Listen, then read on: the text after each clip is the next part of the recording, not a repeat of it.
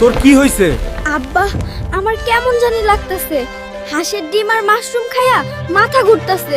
কে দিছিলি এই হাঁসের ডিম আর মাশরুম? আমার মাইয়ার এই অবস্থা যে করছে তারে আমি মাটির তলে পুইতা ফেলমু। বাবা গো, জঙ্গল থেকে এক মাশরুম বুড়ো আইসা দিয়া গেছিল। কোন দিকে গেছে? আজকে তার হাড্ডি মাংস আলাদা করবো।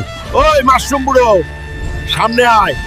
আমার মাইয়ারে বিষ খাওয়াইছস, আজকে তোর মাশরুম ভর্তা বানাবো। এত চিল্লাস কেন? আমার রাজত্বে আইসা আমারে ভয় দেখাস? আমার মাইয়ার এই দশা কেন করলি? তাড়াতাড়ি সুস্থ করার মন্ত্র বল।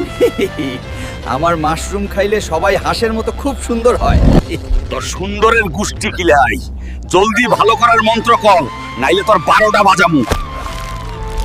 আর মারিস না, এই নে নীল মাশরুম, এইটা ছোঁয়াইলেই তোর মাইয়া ভালো হবে। কেমন লাগলো? শুকাইয়া তো কাঠ হইয়া গেলি।